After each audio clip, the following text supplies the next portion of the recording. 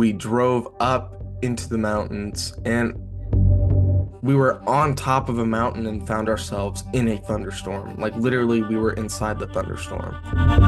We're like, we don't want to take a wrong turn and end up driving off the mountain. My name's Eli Watson. I first, well, I kind of grew up always interested in the topic. Um, but I would go in and out of phases. So I got interested. I would, because I grew up with Monster Quest and I grew up a little bit with Finding Bigfoot. I wasn't really a Finding Bigfoot fan, but and then in 2018 I got really interested in the stuff and I was in college at the time and I was working at a movie theater in Los Angeles and I was talking to one of my friends about the Patterson Gimlin film, and we were doing research on it just to discuss it. And then I said, "Hey, we should start a podcast." And he just kind of laughed and like walked away. And I thought that was it. I thought that was going to be the end. And he came back a few days later and said, I've been thinking about what you said, and we should start a podcast." And so we got another person involved. Uh, so that was my buddy Alex, and then we got Jasmine With involved, and we started Cryptid Campfire, and that was the first time I like read a book on the subject. My first book ever in this topic was what's it called? Bigfoot: The True Story of Apes in America by Lauren Coleman. And that was really revealing for me. It's different when you jump from internet and go into the books. There's so much more information in books that the internet tends to leave out. So, yeah, That's that's how true. I got involved. So what did you learn from this Coleman book that impressed you the most? I guess I learned about the Skookum cast the most. I, for those who don't know, I think this occurred in the early 2000s. The Skookum cast was this kind of essentially this coordinated effort by different members. I think Moneymaker was there, Derek Randalls of the Olympic Project was there, and they essentially ended up creating this kind of mud trap. And so they had this big swath of mud and some fruit in the center of it. And what they found appears to be what looks like something sat down in the mud, leaned over, and grabbed the fruit. So while there isn't any footprints in it, it's uh, different, unique parts of the body that we don't normally see on a Sasquatch. Wow. I hadn't heard about that. So that is really, really interesting as well. So the first podcast you started then was Cryptid Campfire, is that right? Correct. Yeah, that was And yeah. so how did that take off? How did it go? What was your focus mostly on that? Ah, good question. So Cryptid Campfire, like I said, it started with my friend Alex and my friend Jasmine from the movie theater, and then what we wanted to do was kind of do like a monster a week type thing, like yeah, monster of the week style approach, excuse me. And we immediately got off track on that by trying to cover three lake monsters in the first episode. So we tried to cover um the lock. Oh my goodness, what is going on? Sorry, apologies.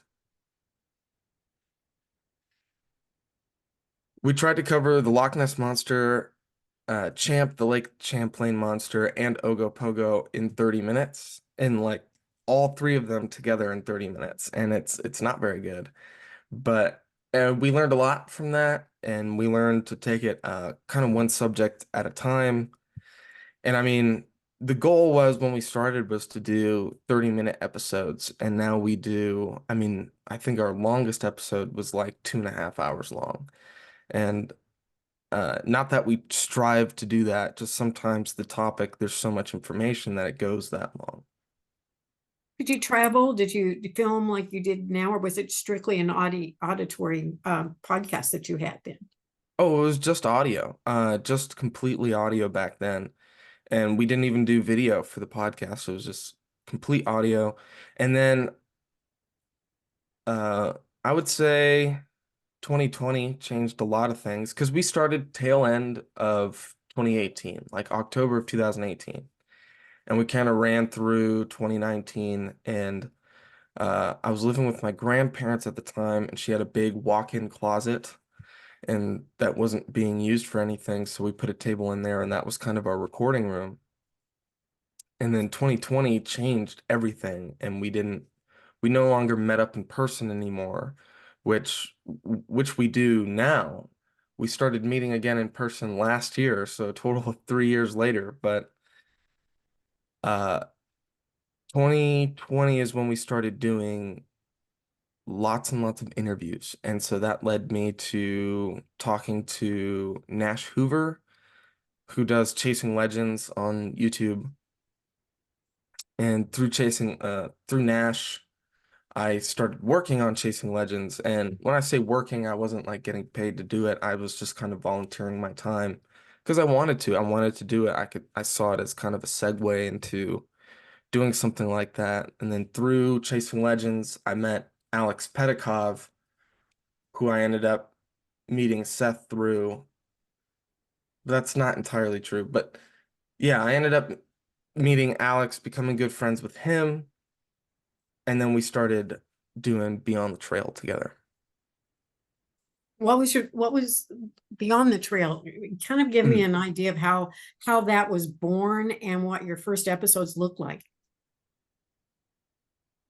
Yeah, so Beyond the Trail it wasn't my idea.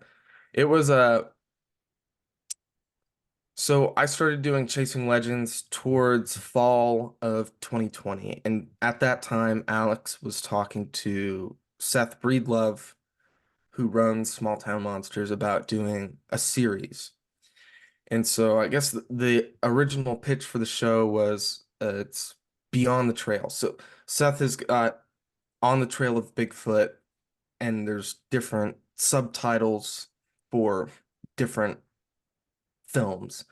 And so the series would be about it would be Beyond the Trail. It would be Alex going out and camping and roughing it and doing boots on the ground investigation. And so he actually did do the first episode without me. And uh so in the midst of me doing Chasing Legends, I interviewed Seth on Cryptid Campfire, and we had such a good conversation that Seth said, "Hey, we're going up to Washington next year. You should come along and film with us." I said, "Cool." And then it was like months and months and months later, like 7 months later, he said, "We're going up to Washington in April. Are you still available?" I said, "Yeah, let's do it." And so I went up to Washington in April of 2021 for On the Trail of Bigfoot, The Discovery. And that was my first time working with small town monsters in any official capacity. And so because I knew Alex from Chasing Legends, I initially met up with Alex. And so that ended up becoming an episode of Beyond the Trail that's specifically tied into an On the Trail of Bigfoot movie. Um, and so we did a lot of roughing it. I remember I got really sick on that trip. I got sick the very first night.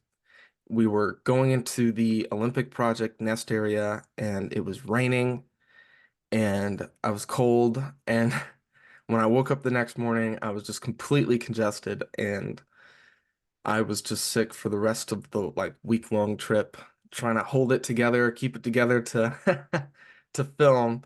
And especially back then, it was like my first time filming with them. I felt like I really needed to prove that I was that I could keep up, even though I was sick. So obviously that all worked out. So you made some kind of an impression because you're still in this group of people filming, right? Yeah, so okay, so yeah. Uh so I guess what happened was Seth said that I should go with Alex and film more Beyond the Trail. And so for the rest of 2021, Alex and I went to California, Oregon, Colorado, Utah, Ohio, Maine, and I think that was it. I can't remember if there's any more for 2021. And it was a lot of traveling and it was wild, completely changed my life. And that was the first year that, like, that's pretty much what I do now. And then 2022 was a lot of the same, a lot of traveling around. And then I think last year, last March is when I met you. So, right? Yeah. Yeah, exactly. Yeah. So and it's all worked out pretty well for you, it seems. Yeah, there's worse jobs in the world. I've worked a couple of them. Well, But it seems like you're having fun, but also, you go into some pretty cold and pretty rugged places. Is it more difficult than it appears whenever we see the video? sometimes, yeah. Yeah, sometimes. And a lot of times stuff like that doesn't make it into the video. And so can think of one serious example is Alex and I, when we were in Colorado, wanted to go camping up in the mountains. And so we drove up into the mountains and I guess we could have checked the weather, but also weather in the mountains changes so rapidly, you never know. And we were on top of a mountain and found ourselves in a thunderstorm. Like literally, we were inside the thunderstorm. And there was no way we were going to be able to set up our tent in the wind. And so we had to sleep in the car. But because it was we had packed so heavy for that trip, none of us could recline our seat back. So we were both sitting upright trying to sleep. And I remember curling up into a ball in the footwell of the passenger side seat. And the storm was like howling and shaking the car and stuff. I mean, we didn't want to go down the mountain with how muddy things were. We were actually nervous because of how dark. I mean, we were in the clouds and it was muddy. We're like, we don't want to take a wrong turn and end up driving off the mountain. And so, yeah, that was pretty tough night. It was very cold, and just kind of scary. You're not often literally within a storm. And so that was probably one of the standout moments. But um I think Alaska as well is very tough. I've spoken about this on different podcasts and stuff before, but as beautiful as Alaska is, the one thing that really irks me about it is because of how far north it is. So every time I've been to Alaska, it's been in the summer. But because of how north it is, in in the summer, the sun stays out so much longer up there. And I remember specifically driving overnight in Alaska, and Alex and I saw the sun set at 1 a.m. and come right back up at 2 a.m. And that was the moment I knew I can never live in Alaska. I need the nighttime. You need the dark to sleep, right? Yeah, Yeah. because it messes up your whole biological rhythm. Because you never really notice it growing up in the lower 48, I guess, that you're so reliant on the day-night cycle. And then when you go somewhere where it's not a thing and you're always receiving sunlight, your body's trying to go, but your body's also telling you, I've been awake for 16 hours, it's time to go to bed. You know? So there's conflict, I can understand. Well, you've certainly done a lot of research out there, boots on the ground interviews and exploring locations. And what are some of the more interesting shows you've made and people you've interviewed and stories you've heard? Sure. Good question. Well, oh gosh, there's so many. There's so many to choose from. I guess I would say one of the projects I'm currently working on right now is called the Bigfoot: The Road to Discovery, which in many ways is a return to the very first thing I did with Small Town Monsters. So this is specifically a spin-off from On the Trail of Bigfoot: The Discovery. And I went back to Washington State last September 2023 to interview the Olympic Project and kind of cover the nest area and that find. And basically, in 2015, they were alerted to this kind of find of these seven nests that were found on a creek, like a ridge that led down to a creek. And there was these seven nests that looked remarkably like gorilla nests, and there were these huckleberry branches woven together to make these gigantic nests that looked like something was sleeping in. And it just by the fact that the huckleberry was broken and peeled off and then interwoven together, that's not a bear, that's not a mountain lion, that's not an eagle. And I mean, some of these huckleberry branches were 2 to 3 inches thick. And to be able to cover that story from the beginning to the end, because I'm beginning to become kind of a meticulous filmmaker, very detail oriented.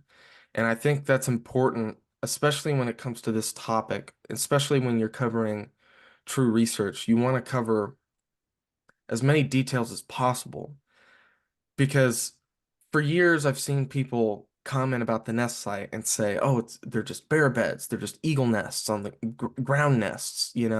And having been there back in 2021, I was like, that's not it. But On the Trail of Bigfoot, the discovery was more of the emotional journey rather than the actual boots on the ground research intensive look at the nests. And so I wanted to address all those questions. I wanted to address all those things.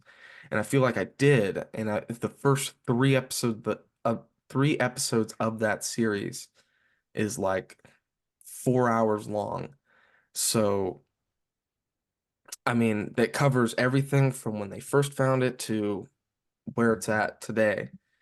And I think that's probably my favorite project I've ever worked on. It's Certainly there's amazing. Yeah, it's amazing. So share, let's go back, and look at the details of that.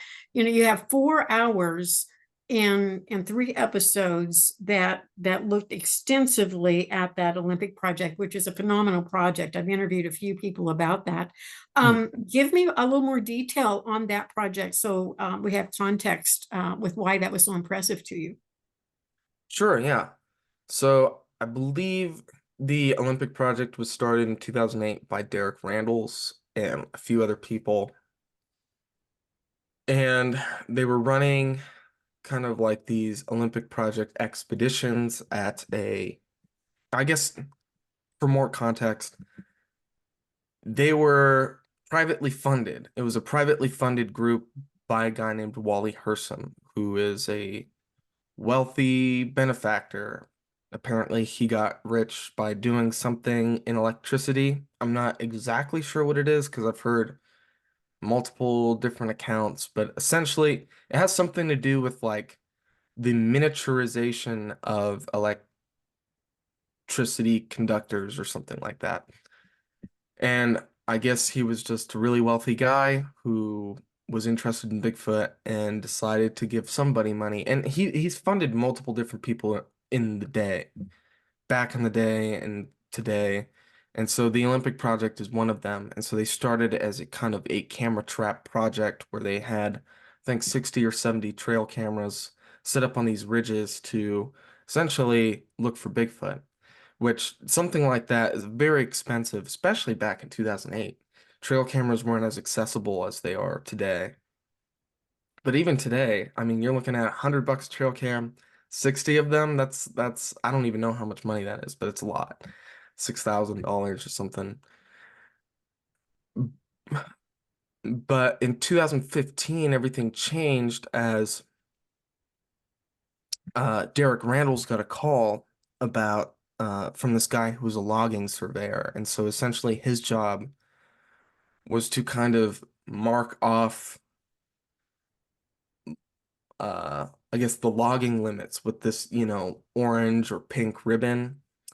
Because I think in the state of Washington, you have to be a certain distance away from a salmon-bearing creek to where you have to stop logging. And so essentially he was walking along this creek and then he would go up into the ridge a certain distance and tie off a ribbon so that the logging crews knew that they had to stop there. And so he was out there by himself and found these nests. Like I think initially he found two or three, these gigantic, like 5 foot by 5 foot nests, and he didn't know what they were. And he had been doing this his whole life. I mean, 20 some odd years, and he had never seen anything like this. And it apparently it really freaked him out. And so he knew Derek Randall's from the Olympic project, from doing a sort of expedition on the Olympic project property that was purchased by Wally Hersom. And then that, so he calls Derek. Derek goes and investigates and is completely blown away. And Derek actually knew the logging company and actually worked it out to where they wouldn't log the area, I think, for 7 or 8 years.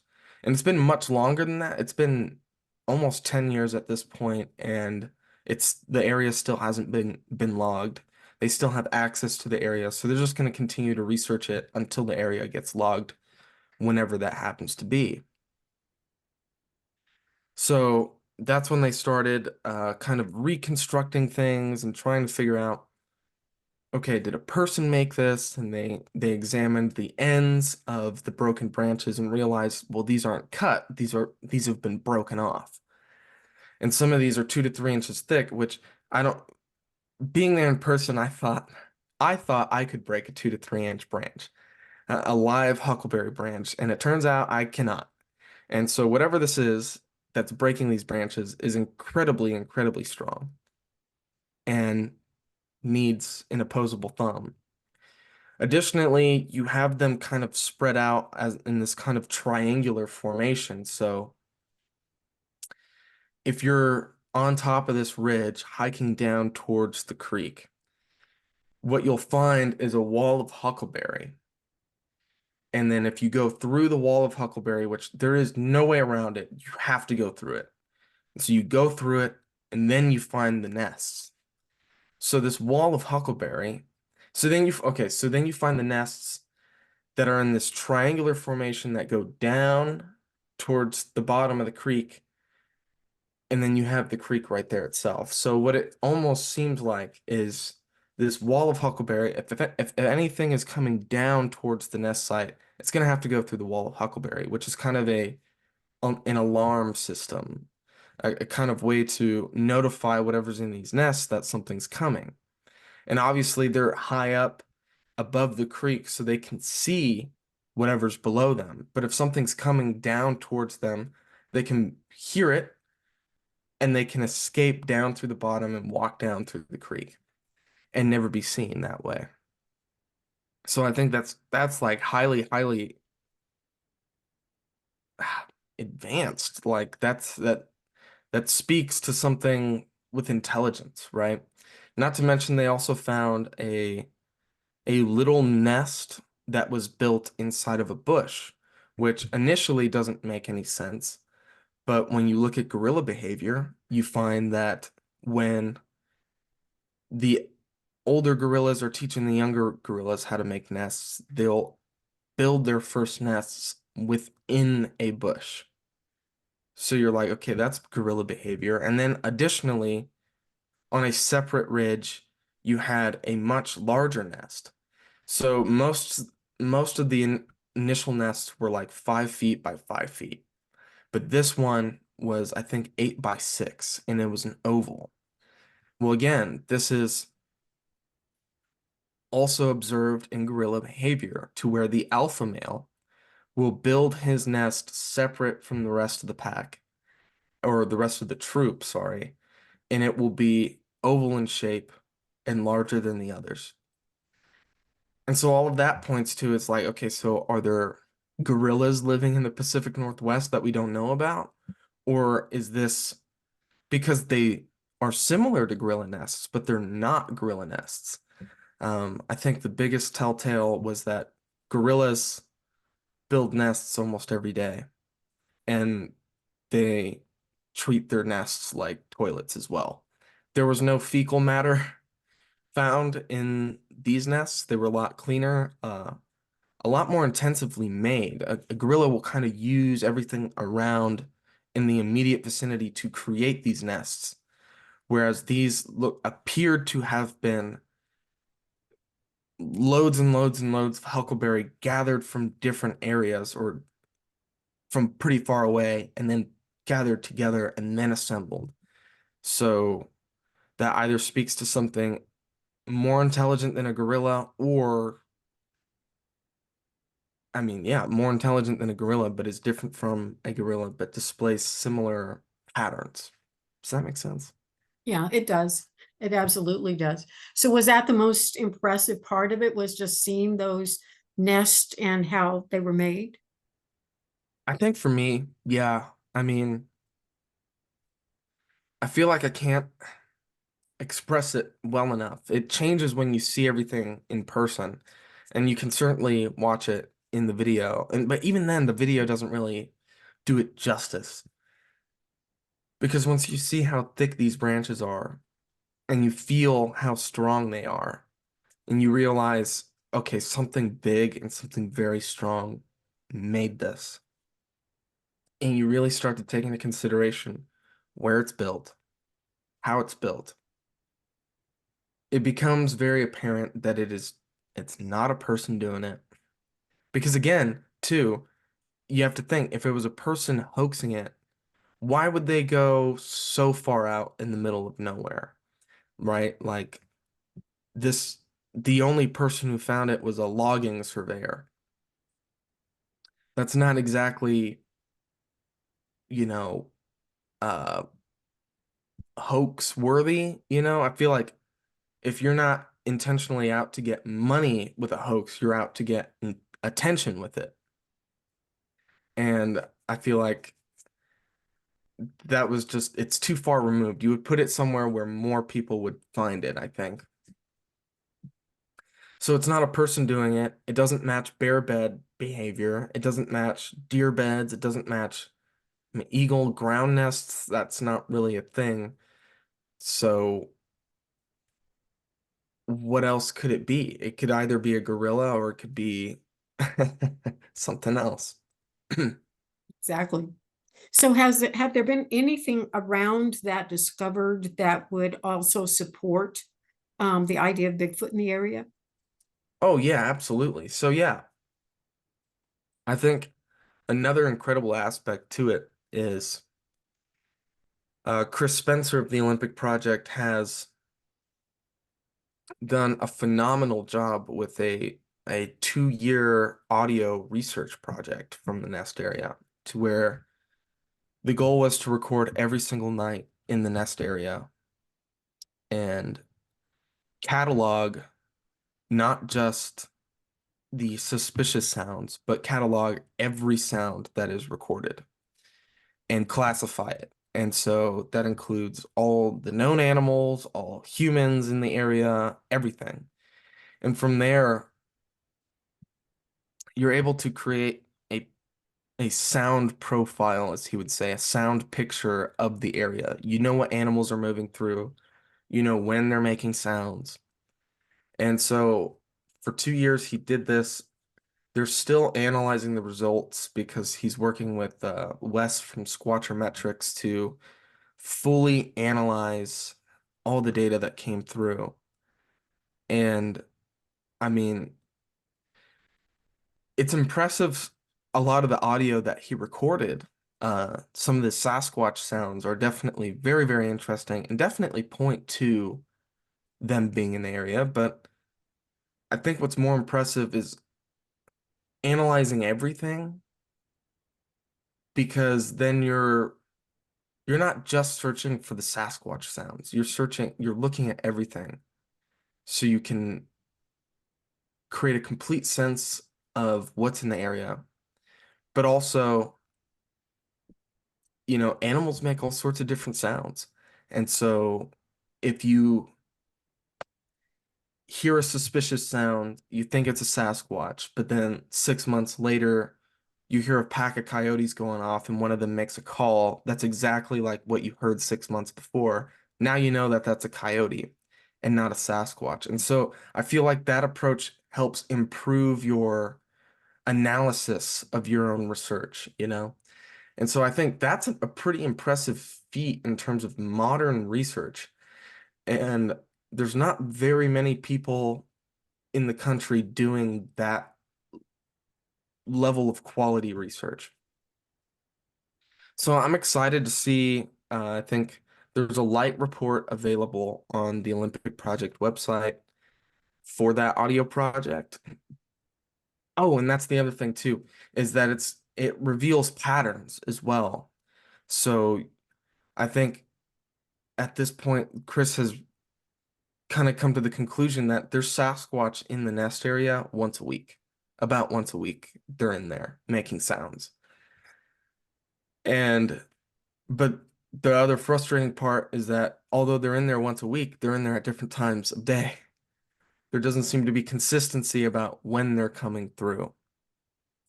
So that's another fascinating aspect to it. So, it's like, okay, well, they come through this area once a week, but they're never on a set schedule. So what are they doing and where are they going?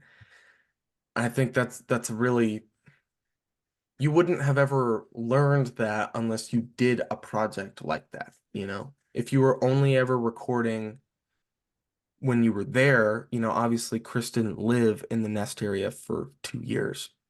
Excuse me.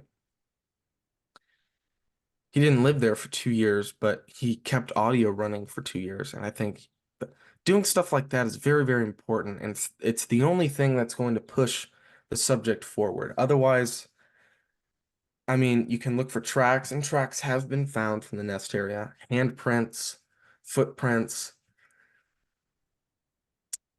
but I feel like looking for patterns more so than anything else is a very important aspect. And it's not like the most flashy way to do research. You're not out in the woods doing knocks. You're going in and you're setting up a recorder and then coming back in 2 weeks and replacing the batteries and leaving it again for 2 weeks. And it's boring and then it's tedious because you have to review everything. But I mean, I feel like we're at the point, if you look at the whole history of Sasquatch research, we've been researching Sasquatch since the 1950s, like seriously looking into it. And, to avoid getting stuck, we need to move into the direction of repeating or doing stuff that we can repeat, that we can learn about these animals. Because I think the biggest problem is we can't guess with any measure of reliability where these things are going to be. It's still most encounters with these things is happenstance, it's accident. But if we can maximize and figure out where these things are and when, that's how we're going to get to discovery. That was a long-winded answer. I'm sorry. That was a good answer. Thank you. Do you plan to go back up there, do any more filming? Um, with the Olympic project, maybe in a few years. we had a very hard discussion back in February of this year to where when I created the show, I wanted to cover actual research. I wanted a break from the, hey, I'm a Bigfoot YouTuber, I'm going out in the woods and knocking on trees and not finding anything. I think over the course of 2 years of doing Be on the Trail, stuff only happened twice. And I am more of a filmmaker at heart, not a researcher. And though I am very much interested in the topic, otherwise I wouldn't make movies about it. I, at my core, I just want to tell stories. And so I wanted to do a project about people who had actually found things out in the woods and had documented it. And so I kind of covered everything that they had found up until this point. And so back in February, I was talking to members of the Olympic Project and we discussed, because the initial idea was that I was going to go back out in March and film so much more content, and it would have reduced the show to me following around the Olympic Project as they search and don't find anything.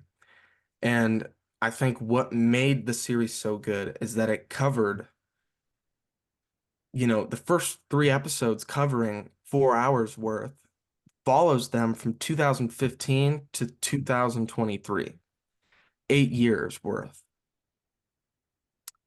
And I didn't want to water that down or dilute the product by, reducing it to just, oh, we're walking around as they don't find anything over the course of years and years and years. Instead, I would rather come back in a few years after they've found multiple things and cover that in depth. And so, I'm not going to go back up to Washington to continue to film with the Olympic Project, which it saddens me because I really, really like them, but I will be mimicking this style with other groups. And so there is one series I'll be filming in August that'll start debuting in the fall. It doesn't have a title yet, and I don't want to say who it's involving, but rest assured I will be doing more of the same. So more involved, more long term, like when a project has started and then cover the years of their discovery, more details of that, like you did the Olympic project. Yes. So this next one is probably going to cover a series of events that occurred from 2008 to 2015, I think. 7 years, but a lot has happened in that time period. So, and I guess I can say it involves the Sierra Nevadas, and that's all I'll say. That's all I'll say about that. Well, that's a lot to say because a lot's happened in that area. Yeah. And of course, you've heard the Sierra sounds. What do you think of those? You know, I don't know. I go back and forth. I I've met Ron Moorhead, and Ron Moorhead seemed like a very, very genuine dude. So, what I believe is that because some of the audio sounds legit to me, and some of the audio I don't know too much. I don't know about. I'm like, I don't know. This sounds a little too far-fetched. But either way, I think Ron Moorhead is telling the truth. And I don't think if if some of the audio is fake, I don't think it was Ron Moorhead who faked it, is the way I want to put it. So, but you have people a lot smarter than me looking at it. I mean, you have Scott Nelson, the crypto linguist for Navy intelligence, looking at it and saying that it is a language. We just don't know what they're saying because we don't have that code break. We don't have the Rosetta Stone for Sasquatch language. So, and there's plenty of people who say they've heard samurai chatter. I haven't heard any samurai chatter. But then again, I haven't heard any vocalizations. I've only ever heard knocks. So, I don't know how fair it is for me to say that I don't think samurai chatter is real because I know people who say they've heard samurai chatter. So, and I believe them. So, yeah, I don't know. I go back and forth. I'm not sure, but then sometimes I'm like, oh yeah, it's super real. And then I'm like, I don't know. So, Well, it is a fascinating thing to hear. It is phenomenal. And I've interviewed both Scott Nelson as well as Ron Moorhead, and like you said, I think they're both very genuine people, very very honest, genuine people. But let's go back to a Bigfoot Beyond the Trail. You said there were only two times that anything actually happened while you were doing research and filming that. Tell me about those two incidences, those two times, and what it was that happened. sure, yeah. So the first time was in California, in Northern California. We were at Bluff Creek and we went to the Patterson-Gimlin film site. And that was like, I don't want to say it's a once in a lifetime experience because there's a group of people that go every year, twice a year. So, and the invite's always open to anybody who wants to go. But I haven't been able to get back up there. I definitely want to go back. But essentially, we went up to this location called Laird Meadow in the Bluff Creek area. So if you're well versed in Sasquatch history, I don't want to say up to date, but Laird Meadow is a pretty famous location for having tracks found in Bluff Creek. And um, some of these tracks, a lot of them were found before the Patterson-Gimlin film, and some of them were actually found by Roger Patterson. And comparing the tracks, some of the tracks from Laird Meadow to some of the tracks found at the Patterson-Gimlin site, some people believe, I think Meldrum believes that they're actually the same animal was walking around in a similar area. And I think Laird Meadow, as the crow flies, is like a mile and a half from the film site. But it's like down a ravine and up a mountain, it's like so uh but so we went there at night and it was me, Alex, Tate Hieronymus, and Jonathan Easley. Oh, and Ron Reed and a couple other people. We took three vehicles. I think three vehicles, maybe it was two. Anyways, so we had one team with Ron Reed and his dog and a few other people out on the road. They stayed on the kind of these old like Forest Service roads. And so me, Alex, Tate, and Jonathan went out into the field and there was this clump of trees, like an island of trees out in the middle of the field. So Jonathan and I went into the clump of trees. Alex and Tate went into the bigger wood line. And our idea was that, that they knock to communicate with each other, and we thought we might be able to stir something up if we mimic that. Not just doing a single knock, but doing knocks to each other. And that's exactly what we did. And so from my perspective, I'm looking out at the field. Alex and Tate are off to my right.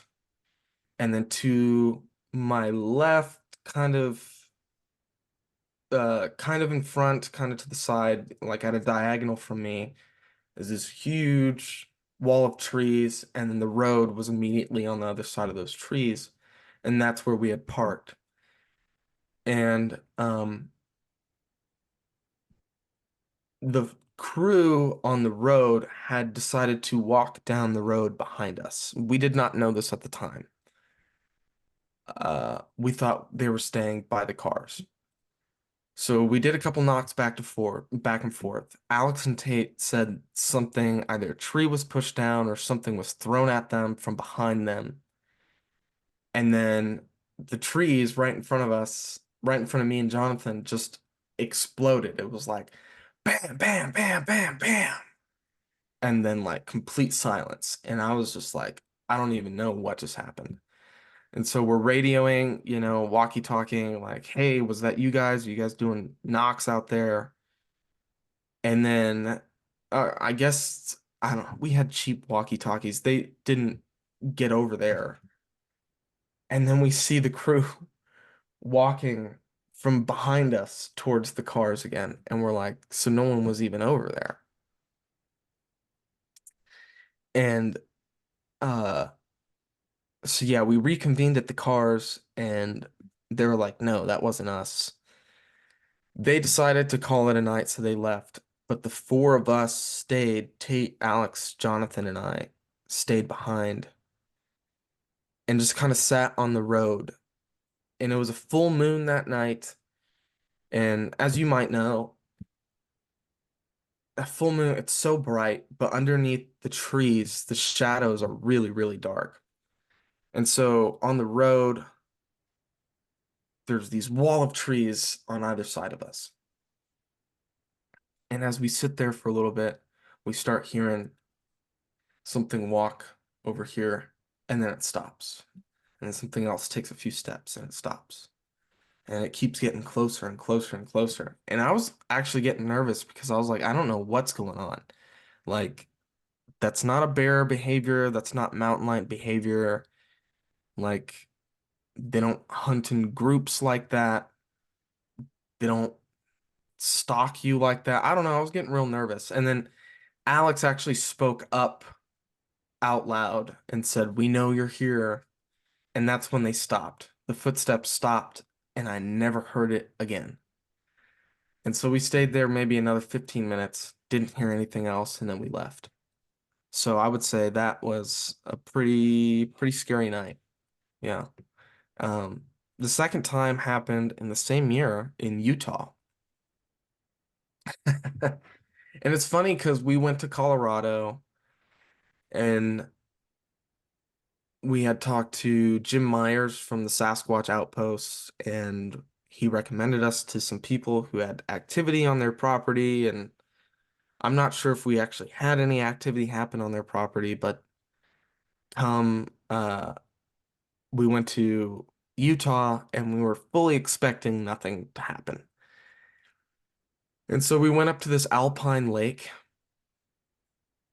And so keep in mind, I'm from California. Alex is from New Hampshire. We're used to coastal dwelling. We're much lower. We're much lower in elevation. This hike in Utah, we started at 7,000 feet of elevation and went up to 11,000. And it was a 5 mile hike up a mountain to get to this lake.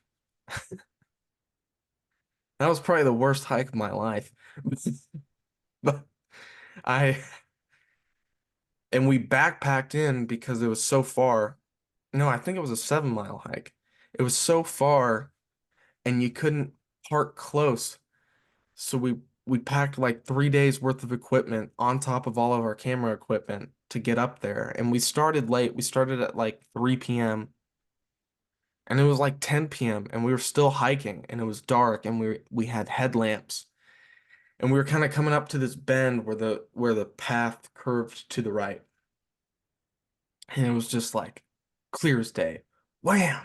This knock right in front of us. So we went not lights out, and which I think is kind of silly because obviously we were hiking up the path with our lights on, and then something knocked. It already knows we're there. So why are we turning our lights off? We're not gonna trick it. We pull out our thermals and our night vision, and we don't see anything. And so it's like 10 minutes. We give up. We turn our lights back on. Something knocks from behind. We all freak out again. We go lights off. We do the same thing. Night vision, thermal, nothing. And we finally turn our lights on one more time, and it's bam, bam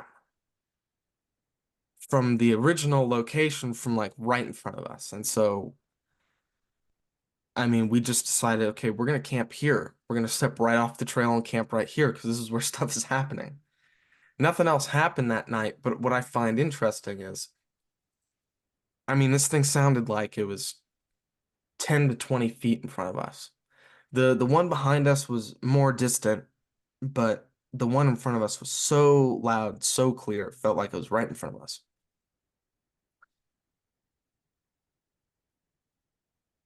When we woke up the next morning, we looked at the surrounding area and we found that as the road curved, it sloped down like 12 feet. And so it sloped down and there was a like plateau that was essentially beneath us as we were walking up the trail. And because it was dark and because we were only using headlamps, we couldn't see, you know, that that was a thing. And so my guess, and I don't know if Alex feels the same, but my guess is that there was something down there doing knocks.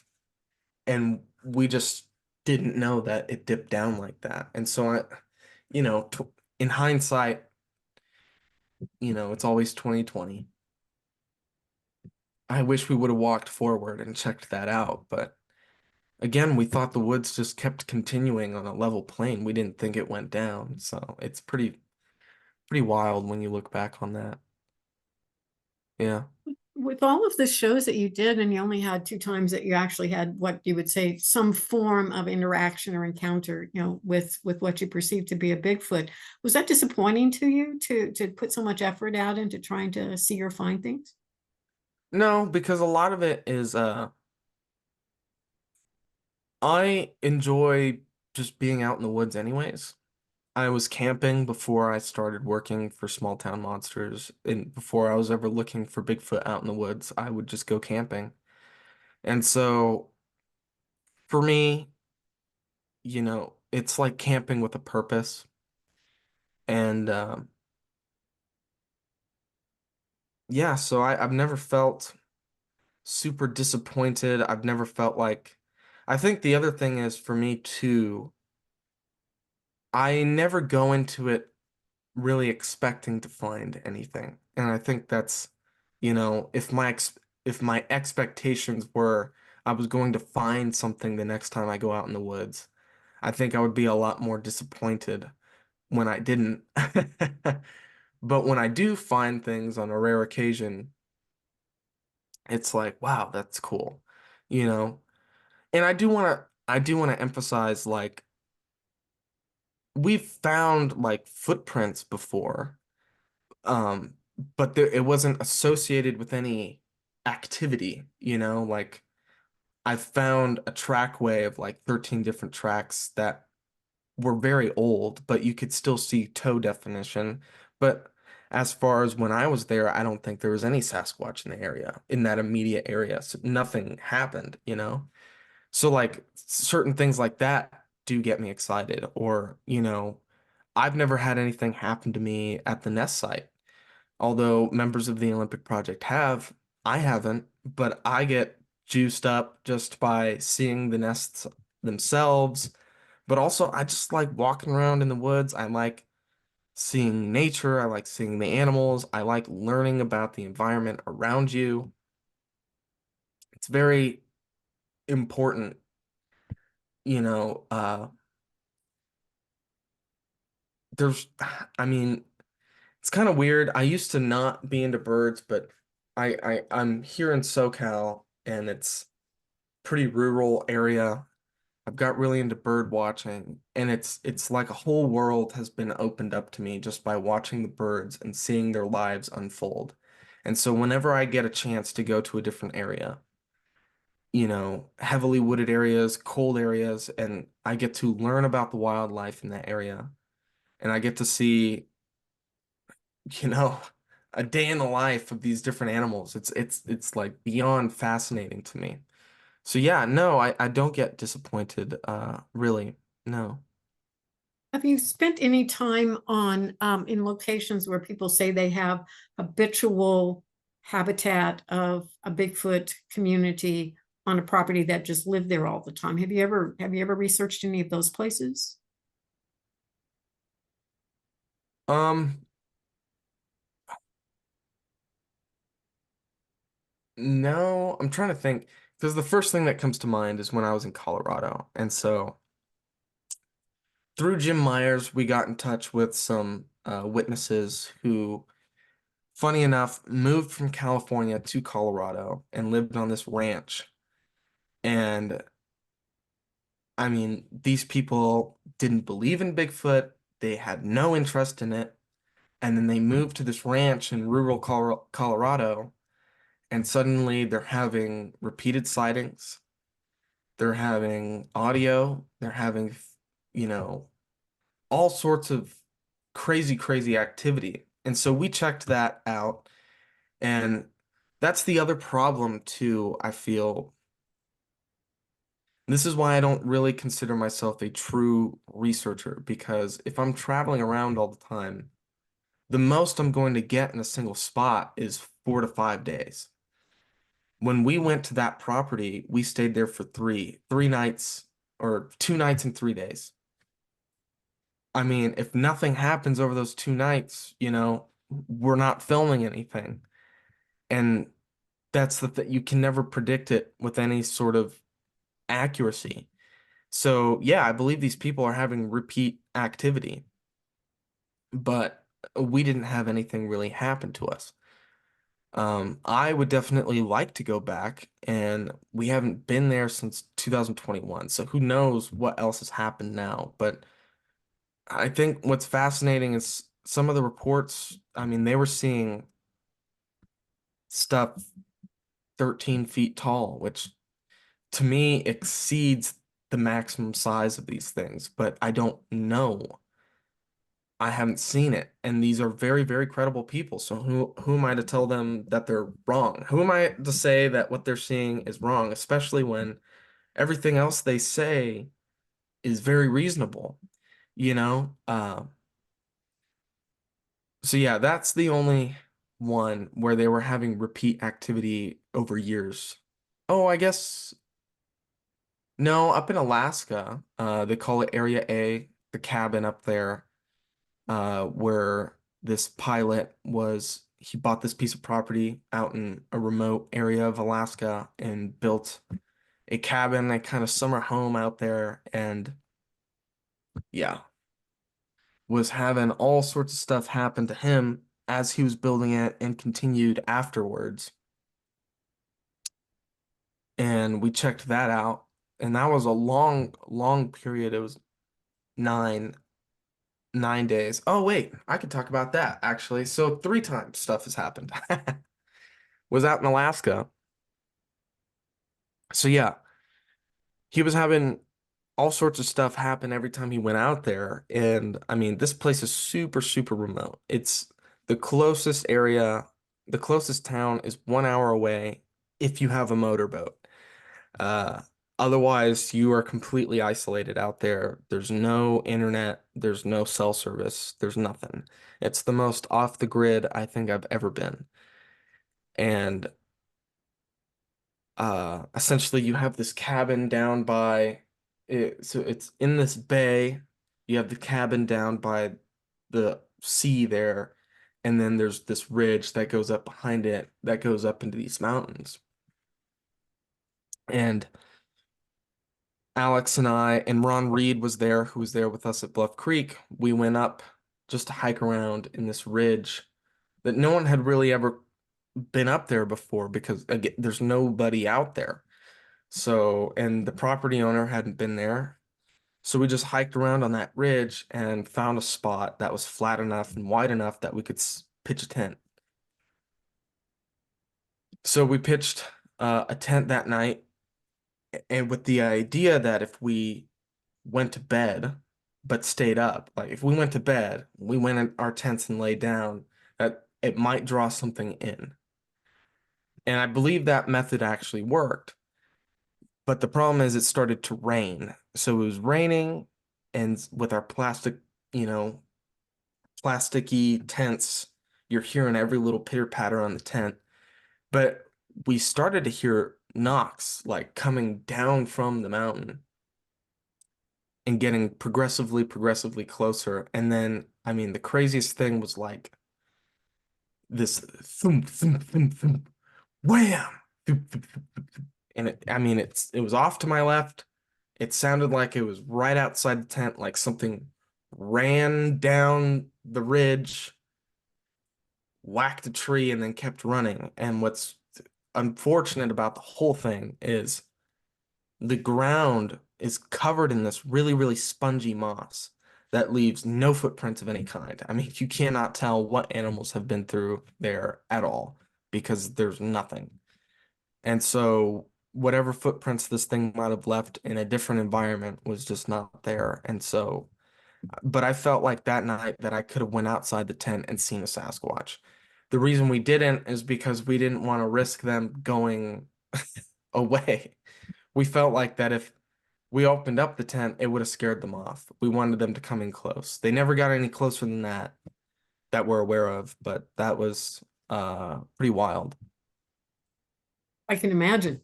And that was pretty rugged territory in some parts up there too. Yeah, Alaska is definitely one of the most rugged places I've ever been to. It's uh yeah, very, very I don't know. The property owner told us, and I believe this is true, everything is bigger than it looks in Alaska. So you'll see this ridge and you think, oh, that's a short hike up, and then you're hiking up this ridge for an hour because it's so brutal out there. And I mean, really, I mean, everything is tough. All the animals are tough. The people who live out there are tough. It's they call it the last frontier for a reason, and it's definitely just raw, untamed wilderness. Absolutely. And Mhm. I'm sure you've probably heard of a lot of the researchers out there. People run into things in the woods. Have you ever seen any of the orbs or lights or weird things like that that people talk about in wooded areas? The only time I've seen an orb was actually at Bluff Creek. And so we were in this location that overlooked a valley. And uh, so if you think about it, we're the end of the road comes here, and then you're kind of on this peninsula of a ridge that overlooks this whole wide valley. And you're looking straight north, and then it's west and east on either side of you. And it was Alex, Ron Reed, Jonathan, and Tate and I. And we all saw this. And we looked, we were just watching the sky. We did some howls, we did some knocks, hoping to get some Bigfoot activity. No activity. But after a while, a little before sunrise, we saw what we thought was a satellite at first and then realized it wasn't up there, it was closer to us.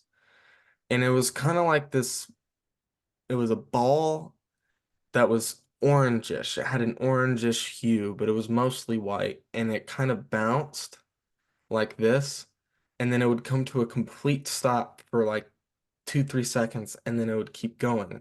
And it moved super duper slow.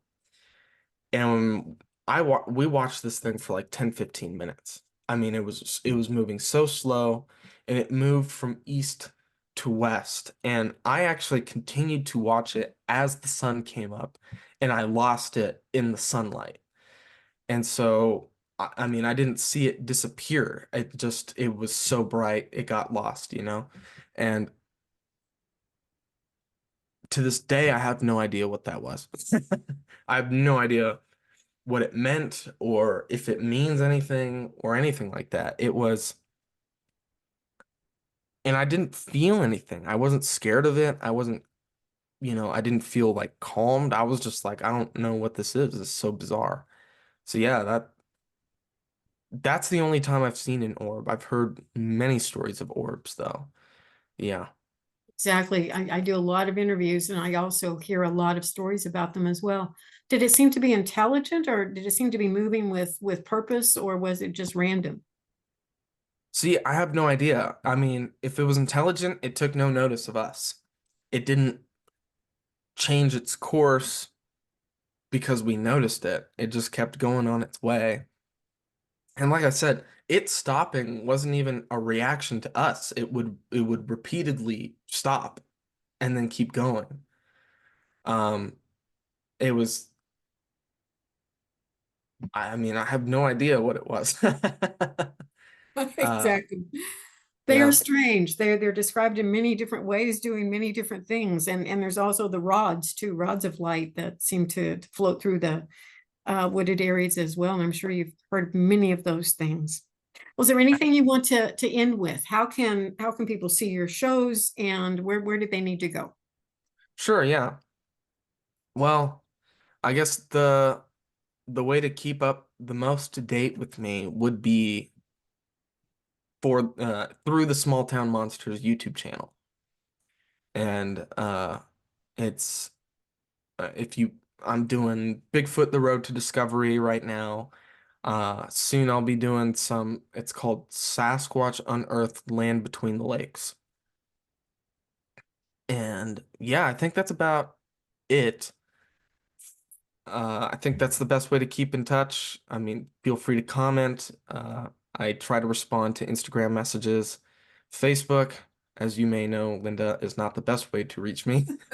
So, But we made our connection finally. Yes. yes, yes.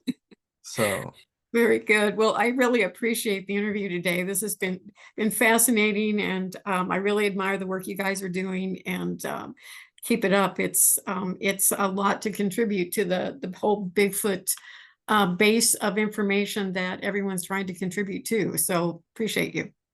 well, thank you very much. I've had a good time.